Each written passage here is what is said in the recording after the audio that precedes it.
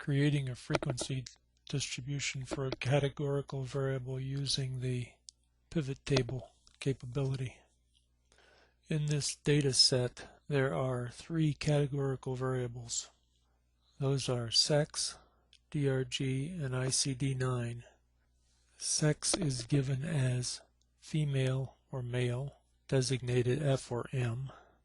Sex 1 is given as 1 or 0, but these numbers simply represent the two categories of female and male. DRG is given as a number, but the number means nothing as a number, it's simply a category. And ICD9 is similarly simply a category. While it is quite easy to create frequency distributions using the frequency function for numerical data, frequency distributions cannot be generated for categorical data that is given as a name, for example, type of insurance, or a letter such as F or M.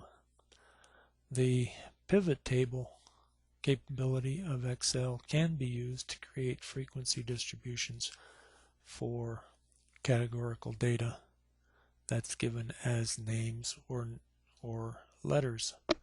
To see how that is done, we'll begin first with the data we have here, and one of the cells, and this is totally arbitrary, in the data set has been selected. When we go to Data and Pivot Table and Chart Report, we get step 1 of the Pivot Table Wizard. Step 1 of the Pivot Table Wizard simply indicates by this dot in this circle that we're using a Microsoft Office Excel list or database. It is possible to use data from other sources, but during this class we will not do that. And it indicates that we're going to make a pivot table.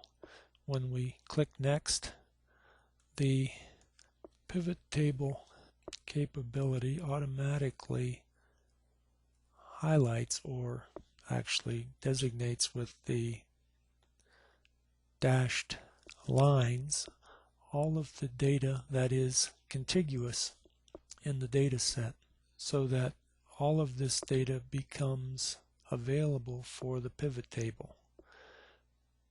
When we say Next again, we get the third step of the Pivot Table Wizard, which basically asks whether we want the pivot table on a new worksheet or on the existing worksheet.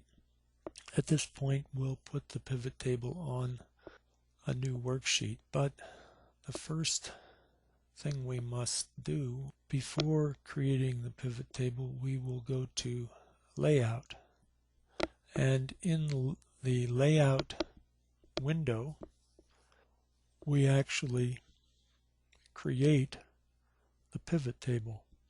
To do that, we left click the variable name and drag it into the row designation of the pivot table. And then we again left click the variable name and drag it into the data section of the pivot table. When it comes into the data section, it says count of sex. Basically what this means is that Excel will count every time it sees an F and add 1 to that count. And it'll count every time it sees an M and add 1 to the count of M's. We don't have to have count of sex in this cell. I can drag that out and put ID in the cell.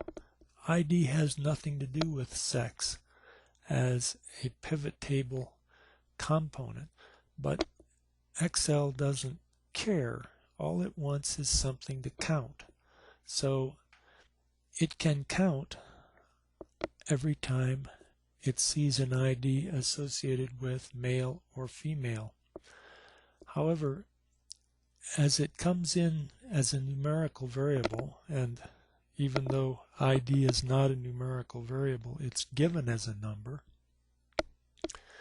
it will actually try to sum ID, which makes no sense in the context that we're using. So in order to get the count of ID, I double left click the sum of ID, and when this pivot table field window comes up, select count. I could select average, which wouldn't make much sense. I could select any number of things, but I'm going to select count. And when I say OK, it now says it's counting ID. So if I now say OK and finally finish, I get this result. I have a pivot table here that shows there are 64 females and 36 males. And here I have a pivot table list that will allow me to modify the pivot table if I wish. For example, I have count of ID. There's no reason to count ID. I'm going to put it back. See, I've left clicked it and I'm dragging it back, and I now have nothing to count. I have the sex variable female and male on the left, but where it says drop data items, there is nothing that is being counted. So I'll drag sex in there, and now it's counting sex. What I'm doing now gives the option of modifying a pivot table once it's created.